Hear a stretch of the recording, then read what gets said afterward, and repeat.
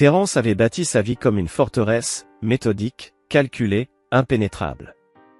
À 35 ans, il était à la tête d'une chaîne de cabinets de conseil en sécurité haut de gamme, protégeant les élites fortunées de San Francisco. Sa réputation d'efficacité implacable et de discrétion sans faille l'avait rendu indispensable aux personnes qui tenaient à leurs secrets plus qu'à leur vie. L'ironie de la situation ne lui échappait pas, l'homme qui protégeait les secrets des autres allait bientôt découvrir les terribles secrets cachés dans sa propre maison. Le mariage de Terence avec Danielle Golden avait débuté comme une alliance stratégique, mais au fil des années, il s'était épanoui en un amour véritable. Du moins, c'est ce qu'il croyait. Elle venait d'une vieille famille, celle dont l'argent ne crie pas mais chuchote, et son père, Randall Golden, possédait la moitié des lignes maritimes de la côte ouest. Leur fille, Emma, âgée de 8 ans, était la lumière du monde de Terence, une enfant précieuse, dotée de la beauté de sa mère et de l'esprit analytique de son père. Le croisière familial avait été une idée de Randall, un moyen de célébrer le 50e anniversaire de Golden Shipping. Le yacht luxueux de 200 pieds ne transportait que la famille et quelques proches associés, flottant sur les eaux cristallines de la côte californienne. Mais au cours des derniers mois, Terence avait remarqué de subtiles transformations dans le comportement de Danielle, des regards fuyants, un téléphone qu'elle protégeait comme un trésor, un intérêt soudain pour des cours de yoga qui semblaient durer de plus en plus longtemps chaque semaine. Mais ce soir-là, alors qu'il l'observait depuis le pont supérieur, tout s'emboîta dans son esprit avec la précision d'un viseur de sniper. Danielle se tenait à la poupe du bateau, silhouette se découpant sur la lumière de la lune, dans les bras d'un homme que Terence reconnut immédiatement. Zachary Winters, le directeur des opérations de Randall, le garçon d'or de Golden Shipping. L'étreinte n'était pas amicale. Le baiser qui suivit ne ressemblait en rien à un simple geste de tendresse. Les mots que Terence surprit portèrent en eux la douleur d'une trahison plus profonde que toute lame de couteau. « Après ce week-end, nous serons libres, » murmura Zachary. « Le plan de ton père va parfaitement fonctionner. »« Emma est un fardeau de toute façon, » répondit Danielle d'une voix d'une froideur que Terence n'avait jamais perçue chez elle. « Elle lui ressemble trop. Ce sera plus facile ainsi. » Le sang de Terence se glaça. Le plan dont il parlait impliquait sa fille, et à en juger par le ton, il était loin d'être destiné à une fin heureuse pour l'un ou l'autre. Il se retira dans sa cabine, l'esprit tournant à toute vitesse, passant en revue toutes les possibilités. Dans son métier, il avait appris à penser 10 coups à l'avance. Mais il n'avait jamais imaginé que ses ennemis seraient ceux qui partageaient son lit. Cette nuit-là, Terence resta éveillé, écoutant le souffle de Danielle, allongé à ses côtés. Chaque inspiration, chaque expiration, semblait un signe de la trahison imminente. Il pensa à Emma, endormie dans la cabine voisine, innocente et confiante, inconsciente que ce qu'elle aimait le plus complotait contre elle. L'instinct protecteur qui avait fait de lui un homme d'affaires prospère se focalisa désormais sur sa fille, avec la précision d'un laser. À l'aube, Terence prit sa décision, il n'attendrait pas que leur plan se déroule. Il forcerait leurs mains, les ferait se révéler, et ensuite, il les détruirait tous. Chapitre 2, du sang dans l'eau. Le deuxième jour de la croisière se leva sous une calme trompeuse. Terence poursuivit ses routines matinales avec une normalité étudiée, le petit déjeuner avec Emma, des conversations décontractées avec les autres invités, des échanges polis avec Randall et son équipe. Mais sous cette façade, il était un prédateur, guettant sa proie. L'expérience de Terence dans le domaine de la sécurité lui avait appris que les meilleures informations venaient de ceux qui croyaient être ignorés. Il avait passé la matinée à dissimuler des micro-appareils d'enregistrement dans divers recoins du yacht, des cadeaux de la division surveillance de sa propre entreprise. Désormais, chaque conversation serait captée, chaque plan chuchoté documenté. Les appareils commencèrent à porter leurs fruits plus vite que prévu. À l'heure du déjeuner, alors qu'Emma jouait avec ses cousines, Terence écoutait, via son oreillette cryptée, la réunion entre Randall et Zachary dans le bureau du navire. Ce qu'il entendit brisa les dernières illusions qu'il avait pu nourrir sur la véritable nature de la famille Golden. L'assurance seule nous assurera une vie de luxe, la voix rugueuse de Randall émergea des écouteurs. Un accident tragique. Père et fille perdus en mer. Danielle hérite de tout en veuve éplorée. Puis nous restructurons l'entreprise, avec Zachary comme nouveau PDG. Et l'enquête, demanda Zacharie. Terence a trop d'ennemis dans son domaine. Ça pourrait être n'importe qui voulait sa mort.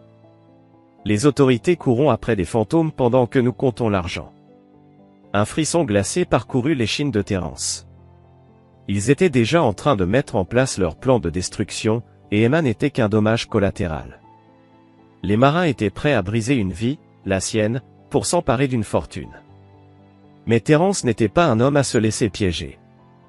Il les surveillerait. Et il les détruirait, un à un. Et Emma, dommage collatéral. Elle est la fille de Terran, pas la mienne. De toute façon, je n'ai jamais aimé la manière dont il a essayé de la détourner des valeurs familiales traditionnelles. Il lui a bourré la tête d'idées sur l'indépendance. Les poings de Terran se serrèrent.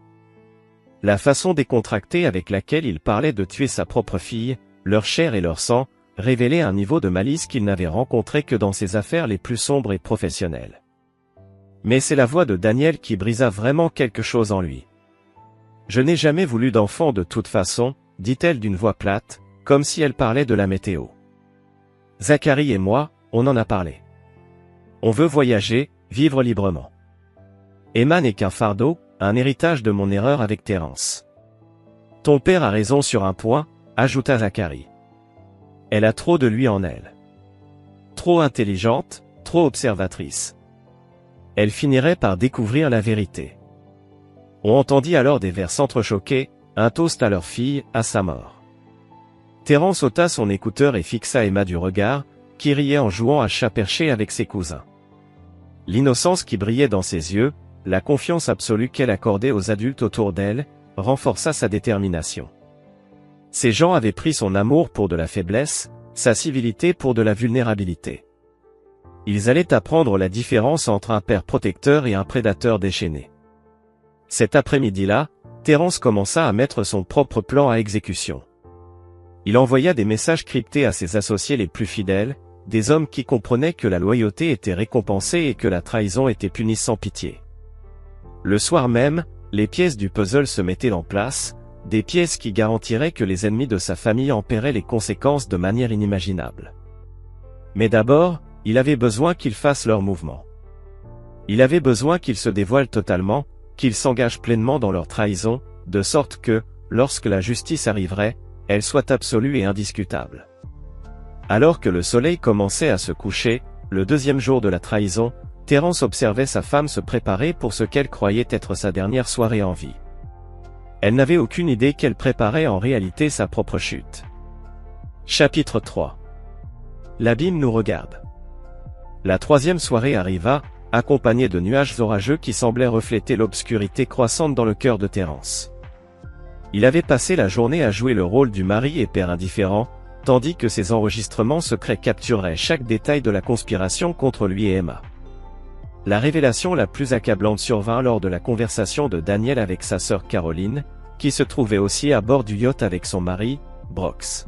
« Tu vas vraiment aller jusqu'au bout de ça ?» demanda Caroline, sa voix tremblante. « C'est la seule issue », répondit froidement Daniel. Terence ne sera jamais d'accord pour un divorce.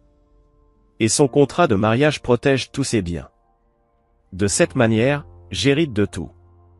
Et Zacharie contrôle l'entreprise de papa. C'est parfait. Mais Emma n'est qu'un enfant. C'est sa fille, pas la mienne. J'ai fait semblant de l'aimer pendant 8 ans. Caroline, 8 ans à jouer la mère pour une fille qui me regarde comme si elle pouvait voir à travers moi. Elle est trop comme lui. Calculatrice, toujours en train d'observer. Elle finirait par tout découvrir. Ce que Terence trouva le plus glaçant, ce n'était pas simplement le meurtre planifié, mais l'absence totale d'instinct maternel. Daniel parlait d'Emma comme si elle évoquait l'élimination de vieux meubles indésirables. L'enregistrement révéla aussi que ce n'était pas une décision soudaine.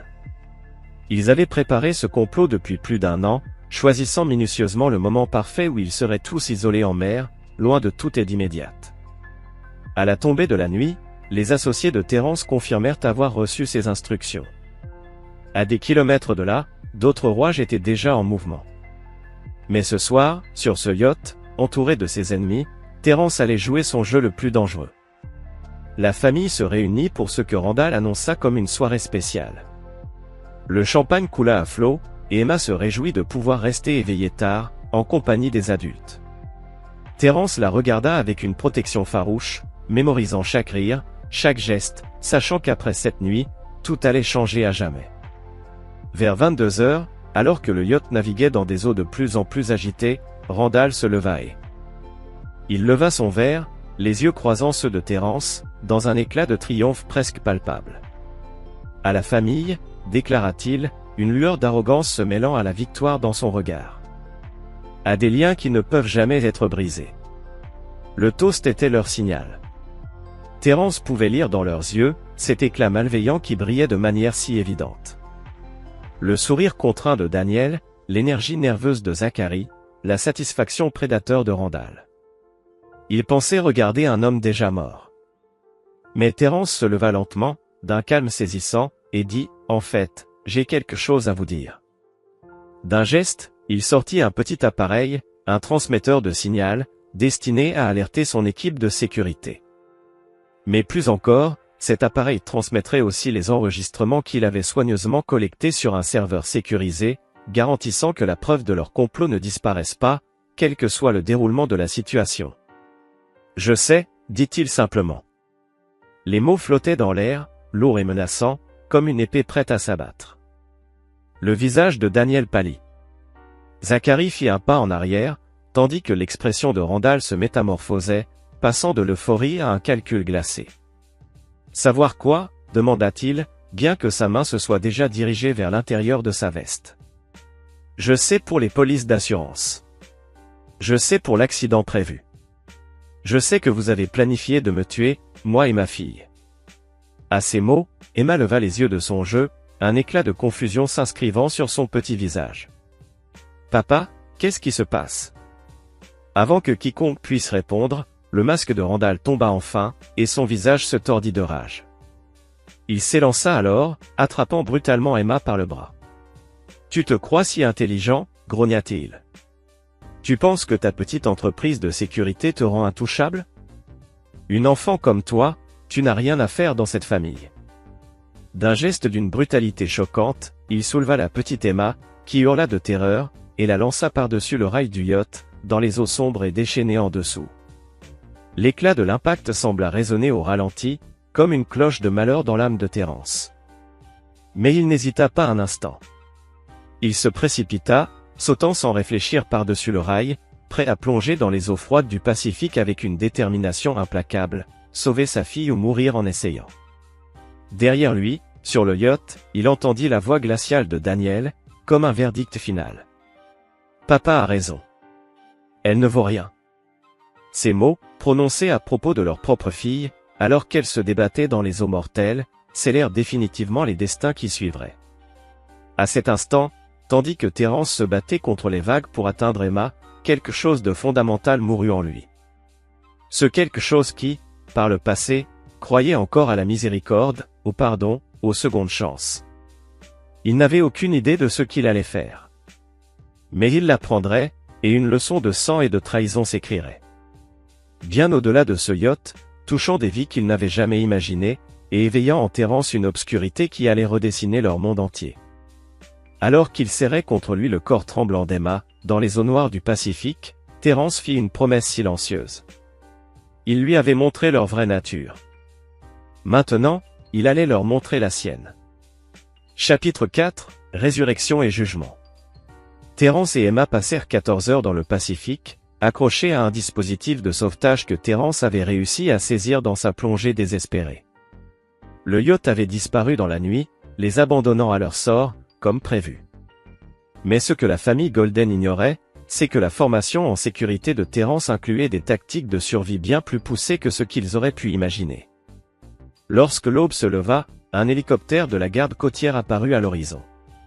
Le balise d'urgence de Terence, un appareil qu'il portait toujours sur lui, connu seulement de son associé le plus fiable, Marcel Glover, avait transmis leur position toute la nuit. Le sauvetage fut rapide, professionnel, et plus important encore, il fut documenté. « Dieu merci, vous êtes en vie », dit le capitaine de la garde côtière alors qu'ils étaient tirés à bord. « Lorsque nous avons reçu le rapport que vous étiez tombé à l'eau, on craignait le pire. Rapport? Demanda Terence, bien qu'il connaisse déjà la réponse. Votre famille l'a déposé ce matin. Ils ont dit que vous étiez tombé à l'eau lors de la tempête et qu'ils ne vous avaient pas retrouvé dans l'obscurité. Emma, enroulée dans des couvertures de survie et encore tremblante de traumatisme et d'hypothermie, leva les yeux vers son père. Dans ses prunelles, il y avait des années d'usure en une seule nuit. Papa, pourquoi grand-père a-t-il fait ça? Pourquoi maman a dit que je ne valais rien? Terence la serra contre lui, sentant le feu de la vengeance consumer chaque doute qui avait pu subsister en lui. Parce qu'ils ne font plus partie de notre famille, mon trésor. Mais ne t'inquiète pas, papa va arranger ça. La garde côtière les déposa à l'hôpital général de San Francisco, où les associés de Terence les attendaient déjà. Marcel Glover, une montagne d'hommes qui avait servi avec Terence dans le renseignement militaire avant de rejoindre sa société de sécurité, s'approcha avec l'efficacité d'un médecin de champ de bataille. « Chef, on a des problèmes et des solutions », dit Marcel d'une voix basse alors qu'Emma était emmenée pour une évaluation médicale. « Les problèmes ? Ils ont déposé des demandes d'assurance vie ce matin.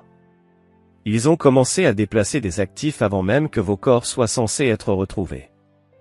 Zachary a déjà été nommé PDG intérimaire de Golden Shipping. Et les solutions ? Le sourire de Marcel était aussi acéré qu'une lame. Les enregistrements que tu as transmis ont été reçus et sauvegardés. Nous avons tout ce qu'il nous faut. Mais plus important encore, Randall Golden n'a aucune idée de l'ennemi qu'il vient de se faire. Pendant qu'Emma reposait sous surveillance médicale, Terence apprenait l'ampleur de la trahison de sa propre famille. Non seulement ils avaient planifié son assassinat, mais depuis des mois, ils pillaient méthodiquement ses entreprises, transférant des actifs vers des comptes offshore contrôlés par des sociétés écrans liées à Zachary. Mais leur plus grande erreur fut d'avoir sous-estimé qui était vraiment Terence. Marcel, il est temps qu'ils comprennent ce qu'on fait à ceux qui font du mal aux enfants, dit Terence, sa voix portant la froideur définitive d'une sentence de mort. Quel protocole, patron? Demanda Marcel, déjà prêt à exécuter ses ordres. Tous. Cet après-midi-là, tandis que Daniel jouait la veuve éplorée devant les médias et que Randall célébrait sa victoire au champagne dans son bureau Penthouse, Terence commençait à mettre en place un plan qui rendrait leur pire cauchemar aussi doux que des rêves de vacances. Son premier appel fut pour Jeremiah Alexander, un ancien agent de la CIA qui gérait désormais les opérations les plus sensibles de Terence à l'étranger. Le second fut pour Dwight Moreno, un spécialiste dans l'art de faire disparaître les gens sans laisser de traces. Le troisième fut pour Anna Schaeffer, une ancienne procureure fédérale qui avait découvert que, parfois, la justice nécessitait d'agir en dehors des sentiers battus. Chacun d'eux devait la vie à Terence et chacun savait que certaines fautes exigeaient une punition bien au-delà de ce qu'un tribunal pourrait imposer. « Ils pensent qu'ils nous ont tués », dit Terence à son équipe rassemblée le soir même dans une installation sécurisée, à l'extérieur de la ville. Emma était cachée dans une clinique médicale privée sous de faux noms, protégée par des opérateurs prêts à mourir avant de laisser quiconque lui faire du mal. Ils croient qu'ils célèbrent leur victoire. Ils croient qu'ils sont en sécurité. Ils ont tort. La pièce se remplissait de ce genre de silence qui précédait la violence. Ces hommes et femmes n'étaient pas des consultants en sécurité ordinaire. Ils faisaient partie du cercle intime de Terence, ceux qui l'avaient suivi depuis les recoins les plus sombres du renseignement militaire jusqu'au secteur privé. Des professionnels qui comprenaient que certains ennemis ne pouvaient pas être raisonnés, négociés ou réformés. Ils ne pouvaient être que détruits. Je veux qu'ils comprennent ce qu'ils ont fait, continua Terence. Je veux qu'ils vivent chaque instant de peur que ma fille a ressenti lorsqu'elle a plongé dans l'eau. Je veux qu'ils se sentent impuissants, trahis, abandonnés. Et lorsqu'ils seront complètement brisés, lorsqu'ils supplieront pour une pitié qu'ils ne recevront jamais, je veux qu'ils sachent que c'est parce qu'ils ont essayé de tuer un enfant. Marcel craqua ses articulations. Par où on commence, patron? Terence fit apparaître une projection holographique montrant tout le réseau de la famille Golden, itinéraire d'expédition, avoirs financiers, membres de la famille, associés, points faibles. C'était un enchevêtrement de connexions qu'ils avaient tissé pendant des décennies. Et Terence allait transformer chaque fil en un nœud coulant. On commence par les rendre vulnérables, dit-il. Puis, on les fait souffrir. Ensuite, on les fait disparaître. Chapitre 5, le chasseur devient la proie. 3 jours après leur mort, la machine de vengeance de Terence commença à fonctionner avec la précision d'une montre suisse. La première phase était une guerre psychologique destinée à rendre ses ennemis paranoïaques et négligents. Zachary Winters fut le premier à craquer. Le lundi matin, il arriva au siège de Golden Shipping pour découvrir que son bureau avait été vidé de tout son contenu. La sécurité prétendit avoir des images vidéo de Zachary lui-même autorisant l'enlèvement de tous ses meubles et effets personnels. Bien que Zachary n'eût aucun souvenir de cette autorisation, ses cartes d'accès avaient été désactivées, sa place de parking réaffectée, et ses cartes de crédit d'entreprise refusées. Lorsqu'il exigea des réponses auprès de Randall, il le trouva dans un état de confusion similaire. Des colis étranges avaient été livrés à la maison de Randall, des colis contenant des photos de surveillance de ses moments les plus privés, des enregistrements de conversations qu'il pensait secrètes, et les rapports financiers détaillés des comptes qu'il croyait cachés étaient désormais exposés. « Quelqu'un joue avec nous », murmura Zachary, faisant les 100 pas dans le bureau de Randall, comme une bête en cage. Cela doit être lié à Terence, d'une manière ou d'une autre. Terence est mort, grogna Randall, mais sa voix manquait de conviction. Nous l'avons vu tomber. Alors, qui diable fait cela? Aucun des deux hommes ne remarqua le petit drone microscopique planant à l'extérieur de la fenêtre du 60e étage, enregistrant chaque mot qu'il prononçait, pour être analysé plus tard par Terence. Pendant ce temps, Daniel vivait son propre tourment psychologique. En se réveillant ce matin-là, elle découvrit que tous les effets personnels de Terence étaient disposés exactement comme il les avait laissés. Des vêtements soigneusement posés pour une journée qu'il ne verrait jamais. Des tasses à café contenant encore son dernier breuvage, son ordinateur affichant des photos de famille qu'elle pensait avoir supprimées. Lorsqu'elle exigea de savoir qui avait pénétré chez elle, la société de sécurité lui assura qu'elle avait autorisé la restauration des données elle-même. Mais ce qui la bouleversait le plus, c'était la chambre d'Emma. Daniel avait prévu de ranger les affaires de sa fille immédiatement, voulant effacer toute trace de l'enfant qu'elle avait contribué à tuer. Mais en entrant dans la pièce, elle découvrit tout comme Emma l'avait laissé, des devoirs éparpillés sur le bureau, et un dessin à moitié terminé de leur famille. Le dessin représentait Terence et Emma se tenant par la main sur une plage, souriant sous le soleil. Daniel n'y figurait pas. Ce soir-là, Daniel appela Zachary, dans un état de panique. « Il y a quelque chose qui ne va pas. J'entends sans cesse la voix d'Emma dans la maison. J'ai juré avoir vu son reflet dans le miroir de la salle de bain, mais quand je me suis retourné, il n'y avait rien. »« Tu t'imagines des choses ?» répondit Zachary d'un ton hésitant. « La culpabilité peut nous faire voir des choses qui n'existent pas. »« Je ne me sens pas coupable, » rétorqua Daniel sèchement. « J'ai l'impression qu'on me surveille. » Elle avait raison. Depuis une camionnette garée à 3 blocs de là, Jeremiah Alexander surveillait chaque pièce de sa maison à travers des caméras si petites qu'elles étaient invisibles à l'œil nu. Chaque mouvement, chaque conversation, chaque instant de paranoïa croissante était enregistré et analysé. Elle craque plus vite que prévu, rapporta Jeremiah à Terence. Encore quelques jours, et elle sera prête pour la phase 2. Terence regarda les flux de surveillance avec une satisfaction froide. Emma se remettait lentement dans une installation sécurisée, travaillant avec des spécialistes du traumatisme pour l'aider à traiter ce qui s'était passé.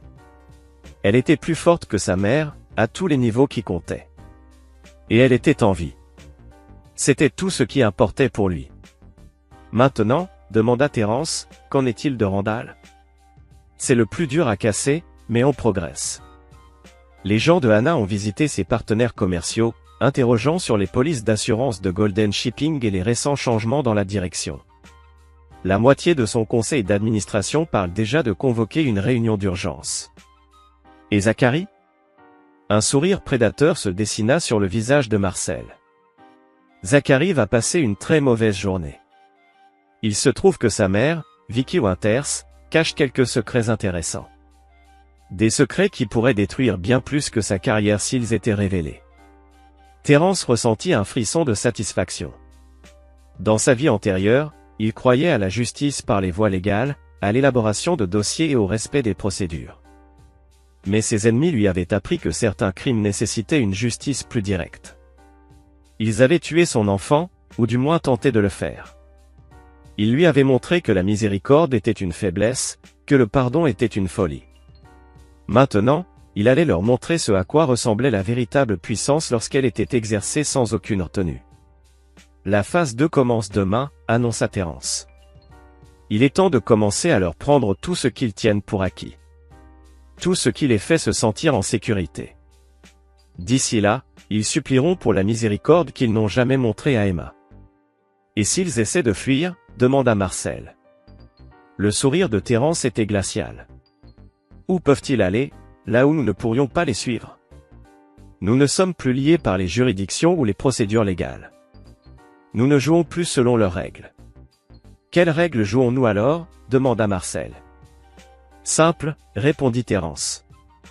Regarde Daniel arpenter son salon comme une bête en cage. Ils ont choisi de devenir des monstres. Maintenant, ils vont découvrir ce que sont de vrais monstres. Chapitre 6, les murs se resserrent. La seconde phase de la campagne de Terence commença avec une précision chirurgicale. Alors que ses ennemis luttaient sous la pression psychologique, il commença à démanteler systématiquement leur vie, morceau par morceau. Zachary prit pleinement conscience de sa vulnérabilité lorsqu'il rentra chez lui pour découvrir sa mère, Vicky, assise dans son salon, les larmes coulant sur ses joues, serrant une enveloppe manille. « Que s'est-il passé ?» demanda-t-il, mais le regard dans ses yeux lui dit déjà tout ce qu'il avait besoin de savoir. « Ils savent, murmura-t-elle. Ils savent pour le Nevada. Pour ce qui s'est passé il y a 20 ans. » Le sang de Zachary se figea. L'incident du Nevada était censé être enterré à jamais. Un accident de voiture avec délit de fuite qui avait tué une famille de 4 personnes, alors que Vicky conduisait en état d'ivresse. Zachary n'avait que 17 ans.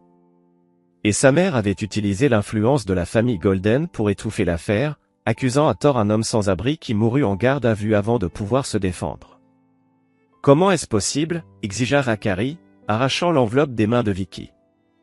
À l'intérieur se trouvaient des photos de la scène de l'accident, des preuves censées avoir été détruites des décennies auparavant, ainsi que des documents financiers détaillant comment le mensonge avait été soigneusement orchestré. « Il y a encore plus, » dit Vicky, la voix brisée. « Ils ont tout.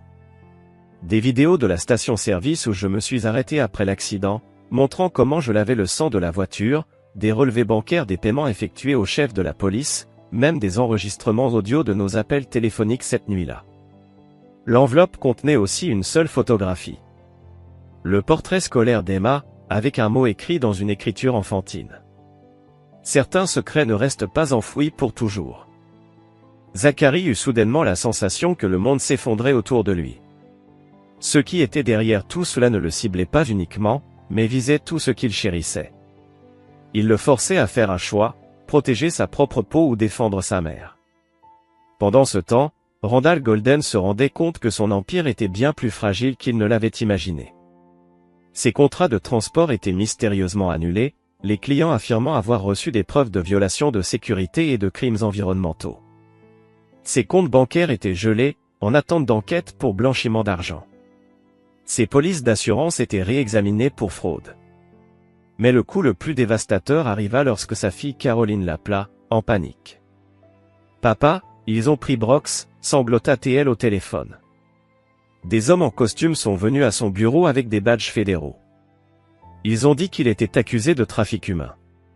C'était impossible, grogna Randall. Brox n'a rien à voir avec ça. Le silence au bout du fil était assourdissant. La voix de Caroline, lorsqu'elle reprit, était faible et terrifiée. Quel côté des affaires, papa? Randall comprit trop tard son erreur. Son gendre, Brox, ignorait tout des affaires sombres de la famille Golden. Les conteneurs de marchandises qui transportaient bien plus que des biens légitimes, les routes maritimes qui déplaçaient des personnes cherchant à disparaître. Un secret que Randall avait gardé pendant des décennies, et qui maintenant, était utilisé pour détruire sa famille de l'intérieur. « Écoute-moi bien », dit une voix calme au bout du fil de Caroline. Randall réalisa alors que quelqu'un d'autre écoutait leur conversation. « Brox sera libéré lorsque vous serez prêt à discuter des conditions. »« Qui êtes-vous » exigea Randall. « Quelqu'un qui se soucie des enfants, » répondit la voix. « Contrairement à vous. La ligne se coupa, laissant Randall regarder son téléphone, à la fois furieux et terrifié. Le processus de dégradation psychologique de Danielle s'accéléra lorsqu'elle arriva chez elle et trouva une travailleuse sociale dans son allée. « Madame Ware, je suis Terry Roach, des services de protection de l'enfance. Nous avons reçu des rapports préoccupants concernant les conditions de sécurité dans votre foyer. » « Ce n'est pas possible, s'écria Danielle, la voix tremblante. « Il n'y a plus d'enfants ici. » L'expression de Terry devint glaciale. « Pas d'enfants ? Selon nos registres, vous avez une fille de 8 ans, Emma. Nous avons des rapports disant qu'elle n'a pas été vue depuis plusieurs jours et son école commence à poser des questions. » L'esprit de Danielle tourna à toute vitesse, dans un désespoir croissant. Elle avait oublié que le monde extérieur attendait encore qu'un enfant vivant existe.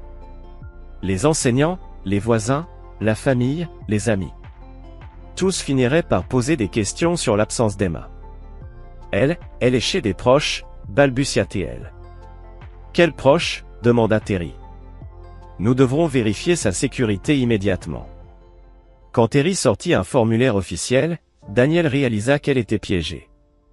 Elle ne pouvait pas produire un enfant vivant qui, selon elle, était mort. Mais elle ne pouvait pas expliquer l'absence d'Emma sans admettre un meurtre. « Je dois passer quelques coups de téléphone, » dit-elle d'une voix faible. « Bien sûr, nous attendrons. » Mais il n'y avait personne à appeler. Personne pour l'aider à expliquer un enfant tué.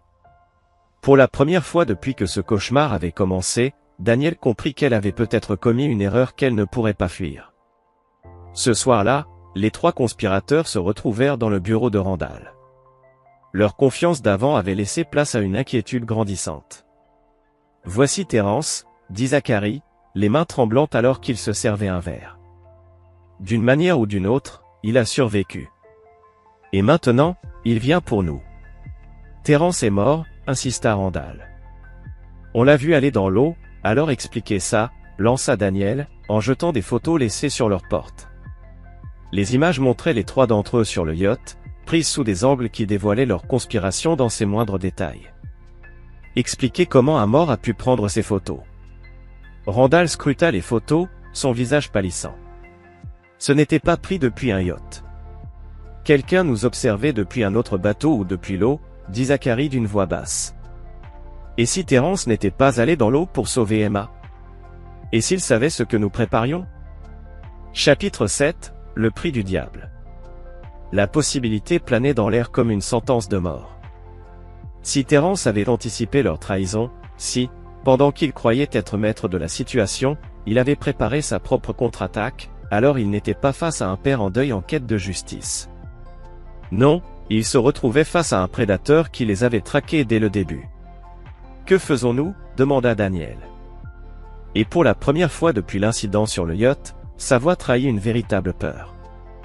Avant que quiconque n'ait eu le temps de répondre, tous leurs téléphones vibrèrent simultanément, annonçant l'arrivée de nouveaux messages. Chaque message contenait la même image. Le dessin d'Emma, représentant elle et son père sur la plage, avec du texte ajouté en rouge. Elle est vivante. Vous avez échoué.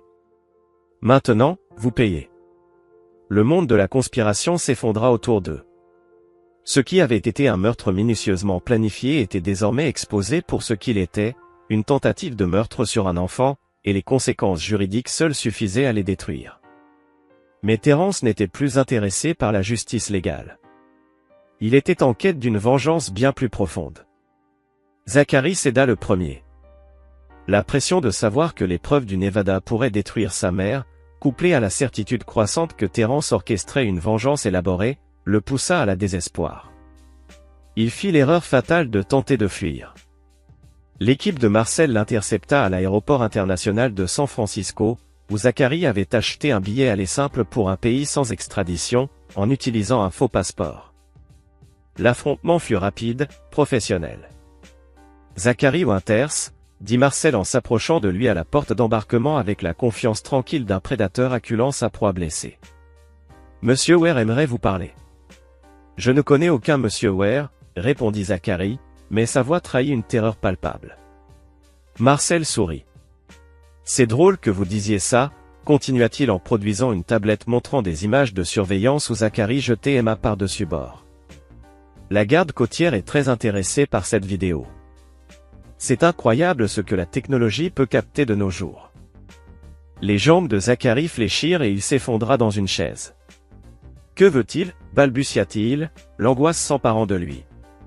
La vérité, la justice, et le paiement pour ce que vous avez fait à sa fille. Lorsqu'on mena Zachary à l'installation sécurisée de Terence, il se retrouva face à un homme qu'il peinait à reconnaître. Le Terence qu'il connaissait était civilisé, contrôlé, presque diplomatique dans ses affaires. Ce Terence-ci, cependant, était une autre créature. Un être façonné de glace et de fureur, avec des yeux qui ne contenaient ni chaleur, ni miséricorde, ni humanité. « Tu as jeté ma fille de 8 ans dans l'océan, » dit Terence sans préambule. « Tu as participé à la planification de nos meurtres. Vous avez conspiré pour voler tout ce que j'avais construit.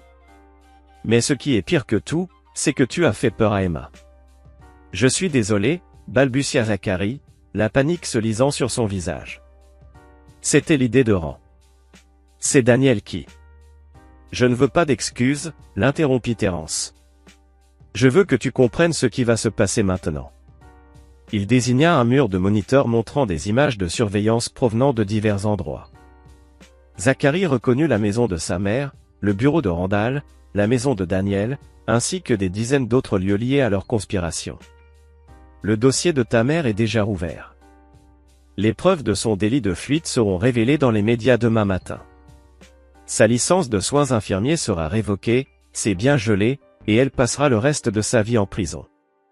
S'il vous plaît, supplia Zachary. C'est une vieille femme, elle a déjà assez souffert. Penses-tu qu'Emma était trop jeune pour souffrir quand tu l'as jetée dans le Pacifique, demanda Terence, froidement. Mais je ne suis pas déraisonnable. Je vais te donner un choix. À ce moment-là, une porte s'ouvrit et Emma entra, en pleine forme, mais transformée par l'épreuve qu'elle avait traversée. Elle regarda Zachary d'un regard clair et calculateur, un regard d'adulte, pas celui d'un enfant. « Bonjour, monsieur Winters, » dit-elle calmement. « Vous avez essayé de me tuer. » Zachary baissa les yeux, incapable de soutenir son regard. « Emma, je suis tellement désolé.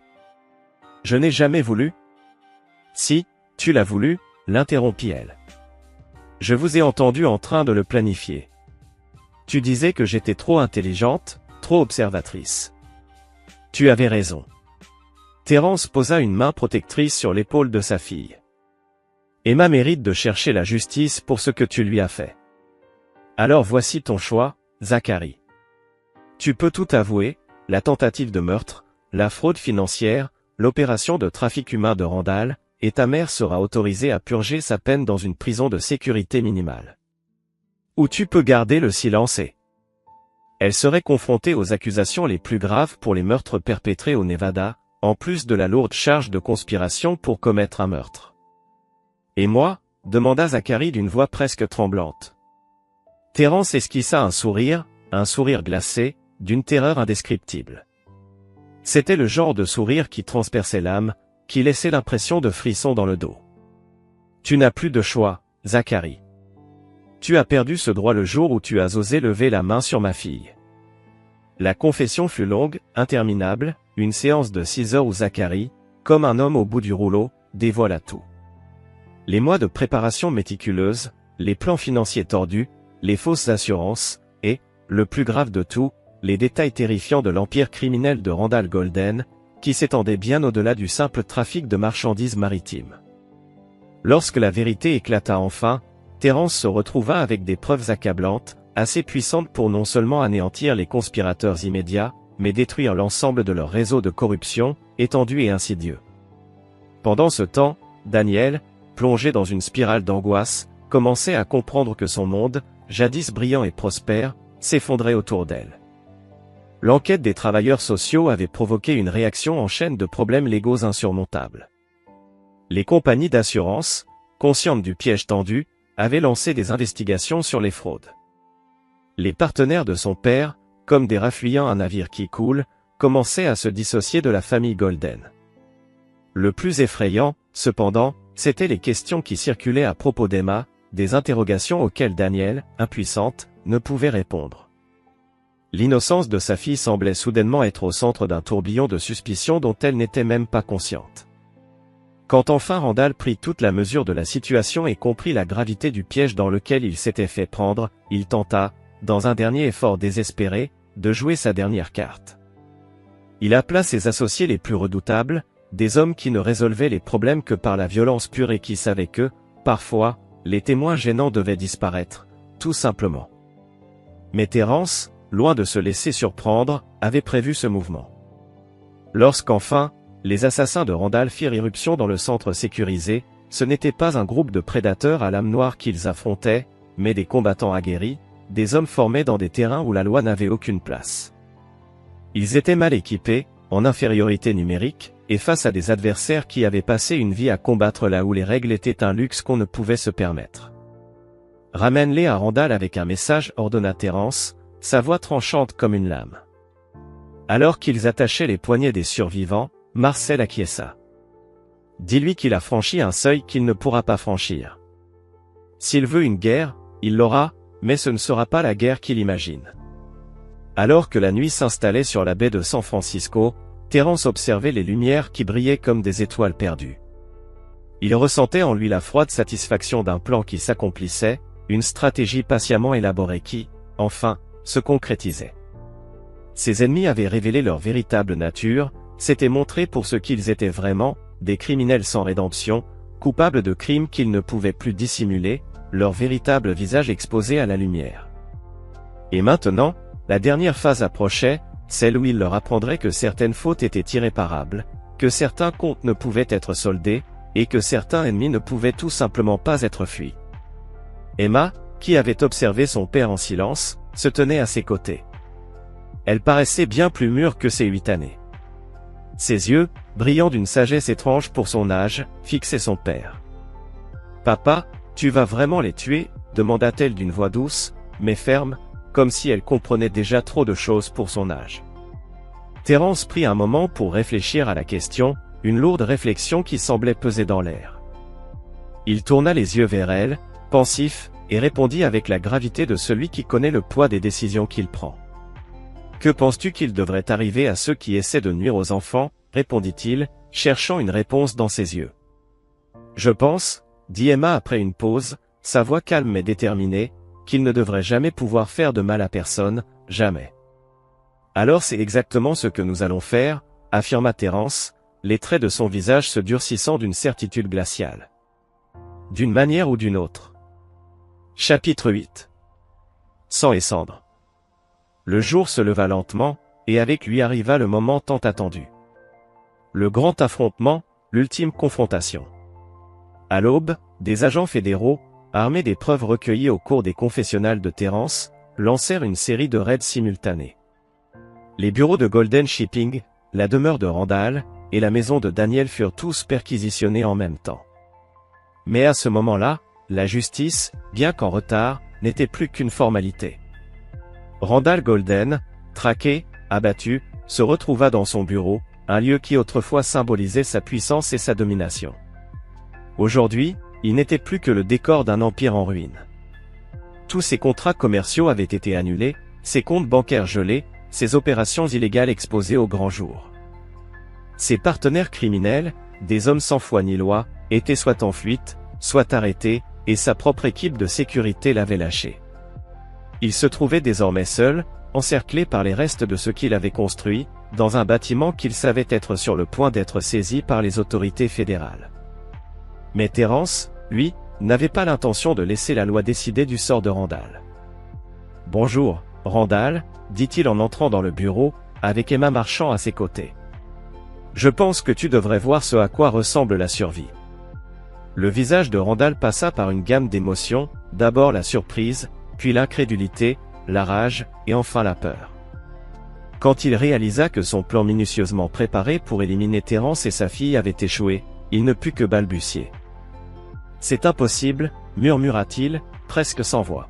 « Vous êtes allé sous l'eau, on vous a vu disparaître. » Terence le fixa, ses yeux aussi froids que la mer. « Ce que vous avez vu n'était que ce que vous vouliez voir, » répondit-il, son ton grave. « Un père désespéré qui essaie de sauver sa fille. Mais tu n'as jamais envisagé que j'avais anticipé ta trahison. Que j'étais prêt pour ton attaque. Emma, l'air étonnamment calme, s'avança d'un pas, son visage enfantin marqué d'un jugement que peu d'adultes auraient pu porter sans faillir. Papy, pourquoi m'as-tu jeté à l'eau? Randall, pris au piège par la vérité pure et directe d'un enfant, ne put soutenir son regard. Ses yeux fuyants trahissaient sa culpabilité. Emma, ma chérie, tu ne comprends pas, tenta-t-il, une voix tremblante. Parfois, les affaires demandent des décisions difficiles. Je comprends que tu m'as jeté dans l'océan parce que je ressemblais trop à papa, dit Emma, sa voix pleine d'une sagesse étrange et terrifiante. Je comprends que tu pensais que je n'avais aucune valeur.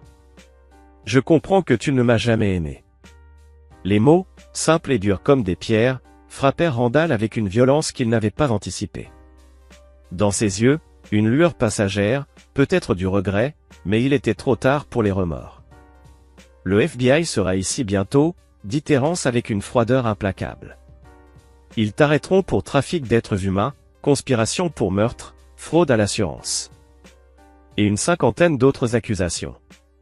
Tu passeras le reste de ta vie derrière les barreaux, à condition de survivre aussi longtemps. Les trafiquants d'êtres humains ne connaissent pas la douceur des prisons fédérales. Le regard de Terence était glacé, implacable, alors qu'il prononçait ces mots avec une froideur absolue. Les regards échangés, lourds de vérité et de haine, marquaient le moment d'une justice implacable. « Que veux-tu de moi » demanda Randall, sa voix tremblante, brisée, comme un homme qui savait que sa fin était proche mais qui espérait encore un ultime répit. « Je veux que tu saches que ceci n'est pas ma justice, ni même celle des autorités, mais celle d'Emma, répondit Terence avec une précision tranchante. Il se tenait là, implacable, sans le moindre signe d'indulgence. Chaque accusation, chaque conséquence, chaque instant de souffrance que tu vas endurer, c'est le prix que tu paies pour avoir tenté de tuer un enfant, ta propre petite fille. Et je veux que tu vives avec cette vérité, avec cette conscience, peu importe le temps qu'il te reste. Pendant ce temps, Danielle, rongée par la culpabilité et la dévastation, faisait face à une réalité qu'elle ne pouvait plus ignorer. Incapable de produire la moindre preuve de sa fille vivante pour les travailleurs sociaux, traquée par les enquêteurs d'assurance qui avaient démantelé son complot, et abandonnée par ses complices, elle n'était plus qu'une coquille vide, brisée, tremblante et perdue. L'image d'elle-même, jadis sûre d'elle, s'était effondrée en une masse d'angoisse et de terreur. Lorsque Terence et Emma arrivèrent à ce qui avait jadis été leur maison familiale, un endroit désormais marqué par les souvenirs d'une vie volée, ils découvrirent Danielle, solitaire et perdue, assise dans la chambre d'Emma. Là, parmi les jouets et les photos d'une enfant qu'elle avait elle-même condamnée, elle restait là, figée dans une immobilité absurde, incapable de fuir les souvenirs de ses crimes. Elle était belle, murmura Danielle, son regard fixé sur les images. Elle n'osait même pas se retourner. Parfois, je la regardais et je me demandais. Comment se fait-il que je me sente si vide, si incompréhensive, lorsque je regardais ma propre enfant? Les mots d'Emma furent simples, mais pesés comme des chaînes. Parce que tu es brisé à l'intérieur, dit-elle, le regard froid mais calme. Les bonnes mères ne font pas alliance avec ceux qui font du mal à leurs enfants. Ce fut à ce moment-là que Danielle se tourna enfin vers Emma. Ce qu'elle vit brisa quelque chose d'encore plus précieux que la vérité, Emma était vivante. En pleine santé. Aimée, véritablement et profondément aimée. Le choc fut trop fort pour elle. Ses yeux se remplirent de larmes, et un silence lourd envahit la pièce. Ce n'est pas réel, murmura Danielle, comme une prière désespérée. Tu es morte.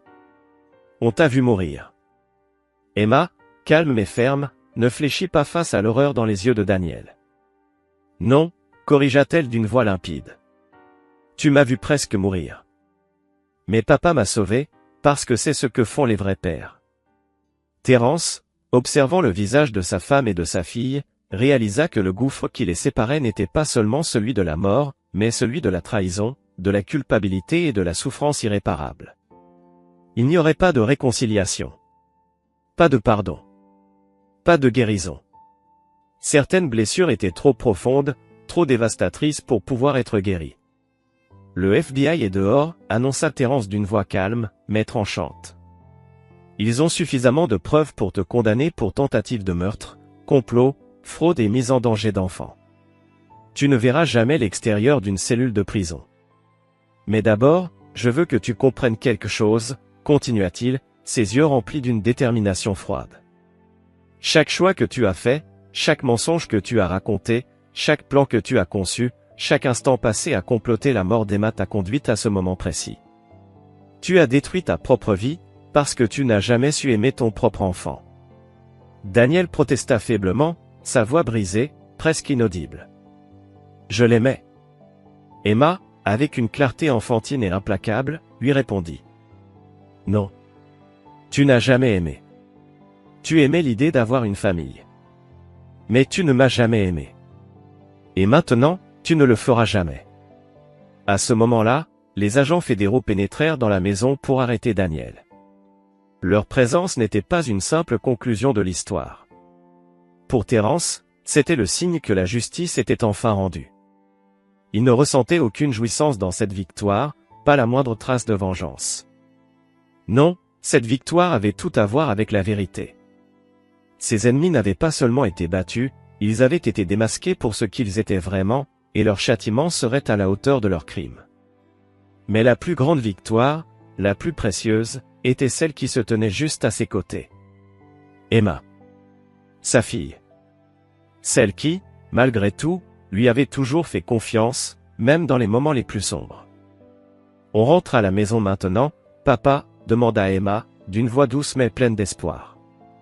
Terence la regarda et répondit, le cœur plein de la force de leur résilience. Nous sommes à la maison, dit-il.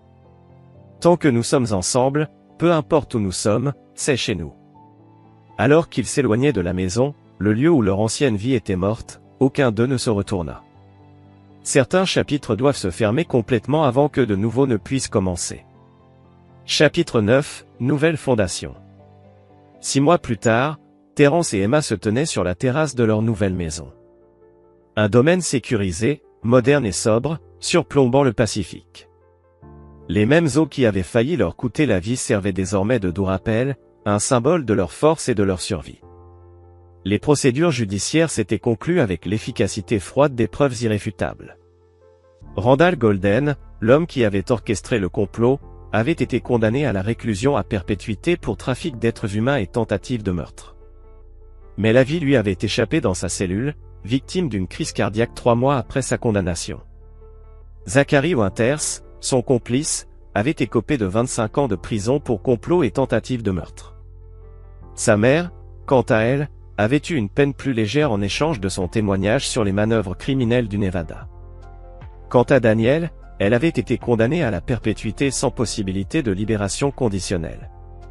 Son existence future se déroulerait en isolement total, pour sa propre protection. Les meurtriers d'enfants n'étaient guère bien accueillis dans les prisons pour femmes. Mais les victoires juridiques n'étaient que le début du projet de reconstruction de Terence. Golden Shipping avait été dissoute, ses actifs légitimes redistribués aux familles des victimes du trafic. Ces réseaux criminels avaient été démantelés grâce à l'action concertée des forces de l'ordre international. La société de sécurité de Terence, elle, avait pris de l'ampleur. Aujourd'hui, elle était devenue une organisation mondiale, concentrée sur la protection des enfants vulnérables et la traque des prédateurs convaincus que l'argent et le pouvoir pouvaient les protéger de la justice. Et une 50aine d'autres charges supplémentaires. Tu passeras probablement le reste de ta misérable existence derrière les barreaux, à moins que tu ne sois capable de survivre à la brutalité et à la violence des prisons fédérales. Les trafiquants d'êtres humains ne connaissent aucune forme de clémence dans ces établissements, et ils vont vite t'apprendre ce que signifie la peur et la souffrance. La voix de Randall tremblait de terreur, une terreur palpable qui résonnait dans chaque syllabe qu'il prononçait. Cependant, il n'eut pas la force de répliquer tout de suite. Le silence s'étira, lourd, suffocant, comme un voile de culpabilité qu'il n'arrivait pas à dissiper. Enfin, après une longue pause marquée par une inquiétude sourde, il murmura, ses yeux débordant d'une combinaison d'appréhension et de regret. « Que veux-tu de moi » Terence, implacable et inébranlable, se tourna lentement vers lui. Son regard glacial, aussi tranchant qu'un couteau, plongea dans les yeux de Randall. « Ce que je veux, c'est que tu comprennes que ce qui t'attend maintenant, c'est la justice d'Emma, répondit-il avec une froideur absolue, son ton lourd d'une menace inévitable. Chaque accusation portée contre toi, chaque douleur, chaque instant de souffrance que tu vas endurer, tout cela, Randall, est le fruit de ta propre folie. C'est à cause de ta tentative de tuer un enfant, ta propre petite fille, que tu es arrivé à ce point de non-retour. Et je veux que tu vives avec cette vérité. Je veux que cette connaissance, aussi amère soit-elle, te hante jusqu'à la fin de tes jours, peu importe combien de temps il te reste à vivre. Pendant ce temps, bien loin de cette confrontation implacable, Danielle se trouvait dans un état de détresse absolue, complètement dévastée. Elle se tenait à un carrefour de sa propre descente aux enfers, à l'endroit où la vérité et le remords se rencontrent dans une spirale infernale. Elle n'avait pas été capable de produire l'enfant vivante qu'elle avait juré de faire passer pour la fille qu'elle avait soi-disant perdue, et ce mensonge était maintenant trop complexe pour qu'elle puisse s'en sortir indemne. Face aux enquêteurs d'assurance qui avaient mis au jour le complot dans toute sa noirceur, et abandonnée par tous ses anciens complices, elle n'était plus qu'une coquille vide, une ombre tremblante de ce qu'elle avait été. Jadis pleine de confiance et d'ambition, elle n'était désormais plus qu'un débris de femme, incapable de tenir sa propre tête haute. Quand Terence et Emma arrivèrent à ce qui avait autrefois été leur maison familiale, le lieu où leurs souvenirs se mêlaient au passé, ils découvrirent Danielle assise, en silence, dans la chambre d'Emma. Elle semblait figée, presque absente, plongée dans la contemplation des photos et des jouets de l'enfant qu'elle avait aidé à tenter de tuer. Le vide qui s'était installé autour d'elle était palpable, et pourtant, elle murmurait, comme perdue dans ses pensées, sans bouger. Elle était belle, tu sais. Elle marqua une pause, les yeux noyés dans un tourbillon de regret et de culpabilité. Ces mots résonnaient comme un aveu silencieux de la souffrance qu'elle ressentait à ce moment précis. Parfois, je la regardais, et je me demandais comment il se faisait que je puisse me sentir si vide, même en regardant mon propre enfant. Emma, qui était restée immobile dans l'encadrement de la porte, regarda cette scène avec une étrange sérénité, une sérénité teintée d'une force silencieuse. Elle répondit, sa voix calme mais vibrante d'une intensité palpable. Parce que tu es brisé à l'intérieur, Danielle. Les véritables mères ne permettent pas qu'on fasse du mal à leurs enfants, même dans leurs pensées les plus sombres. Ces mots frappèrent Danielle comme une lame en plein cœur, d'autant plus acérée qu'il venait d'une enfant, d'une victime de sa propre trahison. Finalement, elle tourna lentement la tête vers Emma, et ce regard brisé, ce choc visible sur son visage, fut instantané. Voir Emma vivante, en bonne santé et profondément aimée, brisa en elle ce qu'il restait de son esprit déjà effondré. « Ce n'est pas réel » murmura Danielle, presque dans un état de folie, sa voix éteinte par la confusion et l'impossibilité d'accepter ce qu'elle voyait. Emma la fixa sans ciller, son regard toujours aussi déterminé. « Tu crois que je suis morte, n'est-ce pas » demanda Emma, sa voix calme, mais sa réponse d'une véracité implacable. « Tu crois que tout ça n'est qu'un mauvais rêve. Mais non, tu m'as vu presque mourir. Ce que tu ne sais pas, c'est que c'est mon père, ton mari, qui m'a sauvé. Parce que c'est ce que font les vrais pères. » Terence, qui observait la scène en silence, dans l'ombre, ressentait une douleur indescriptible. Il savait au fond de son cœur que ce face-à-face marquait un point de non-retour, un moment où toute réconciliation, tout pardon, serait impossible. Parce que certaines blessures, une fois infligées, sont trop profondes pour être guéries. Certaines trahisons déchirent tellement qu'elles laissent des cicatrices indélébiles. « Le FBI est dehors », annonça Terence d'une voix tranchante, froide comme un couteau. Il était celui qui portait la justice, et chaque mot qu'il prononçait était une sentence inéluctable. « Ils ont des preuves irréfutables contre toi, tentative de meurtre, complot, fraude, mise en danger d'enfants. Tu ne verras jamais la lumière du jour en dehors d'une cellule. » Il s'approcha d'un pas, son regard devenu encore plus glacial, plus résolu, plus tranchant. « Mais avant que tu ne sois emmené, je veux que tu comprennes quelque chose de fondamental. Chaque décision que tu as prise, chaque mensonge que tu as dit, chaque plan que tu as élaboré pour tuer ma fille, tout cela t'a mené directement à ce moment.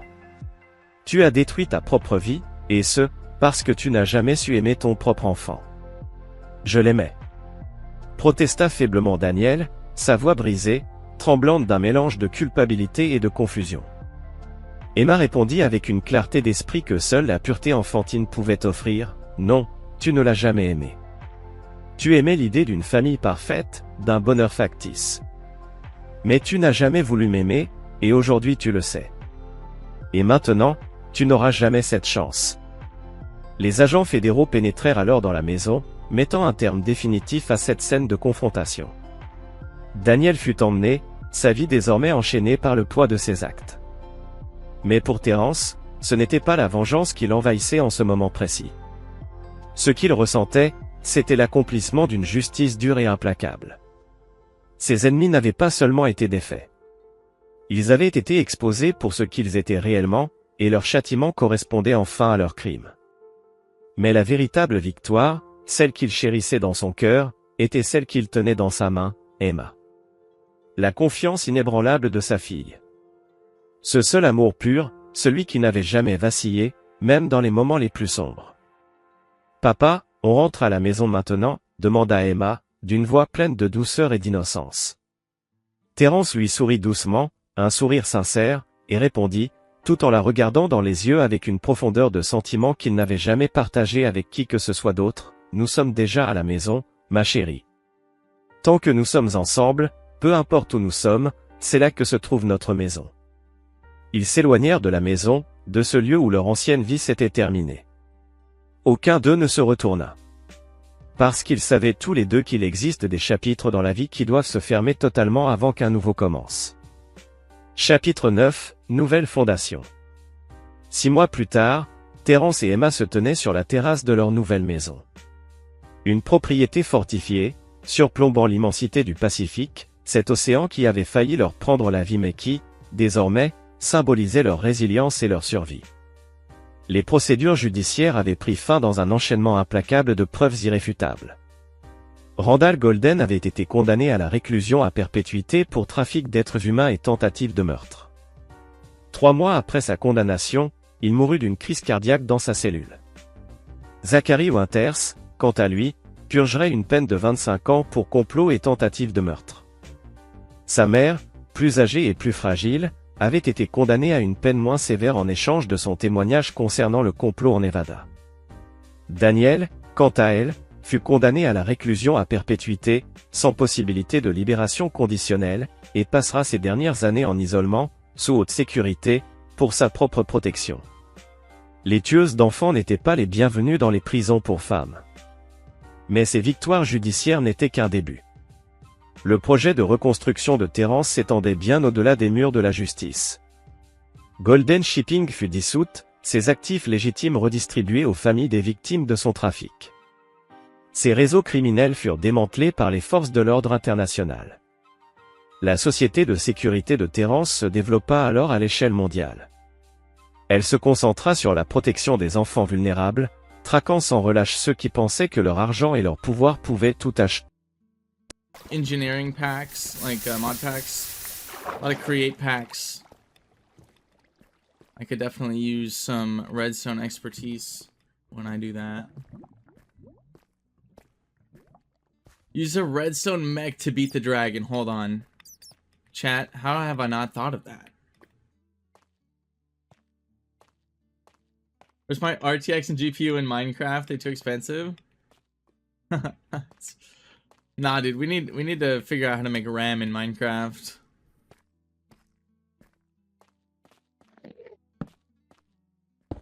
These RAM prices are crazy. I can make missiles? Oh shit, I think I saw the like orbital cannon. Yeah, that's way over my head. Cause that, I would say that transcends redstone and goes into like, you know, actually fucking with the code and mechanics of the game in a way that's completely unintended. Okay. Yeah, sometimes when I see these redstoners and their contraptions using fucking honey blocks and shit, I'm like, what is going on here? What happened to good old-fashioned redstone? I just want my redstone and my repeaters, and that's it. Is that too much to ask for?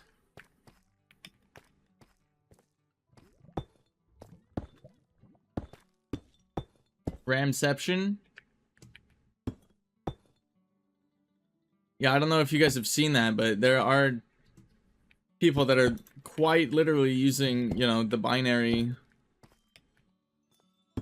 nature of redstone to create computerception, CPUception. I think somebody has made a very like rudimentary version of Minecraft within Minecraft. Minecraftception.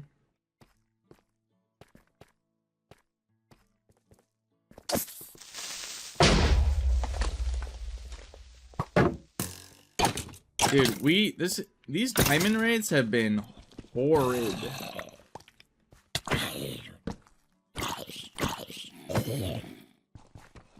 I'm not really finding much of anything. But what's up, Rickley? Yeah, so we're doing... Hold on. Gotta not die real quick.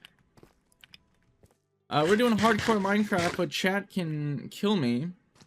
So you can do !CC or find the button on the screen if you're on a browser for crowd control.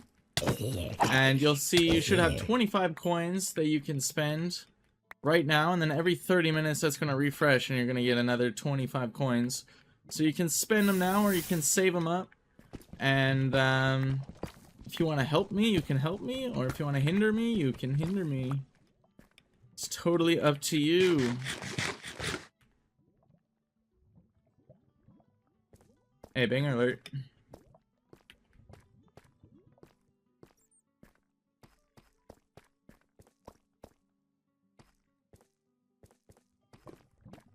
Okay, at least this cave is big, which is nice.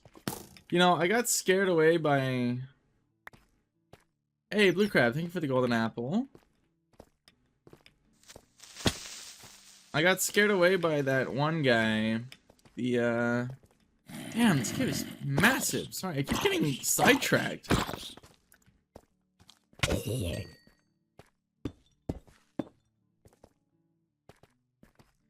I want that gold.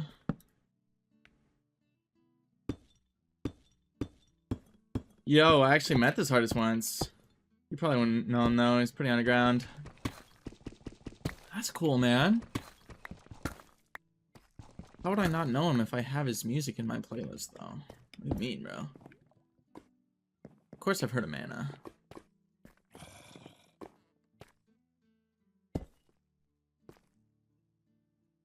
He's aight.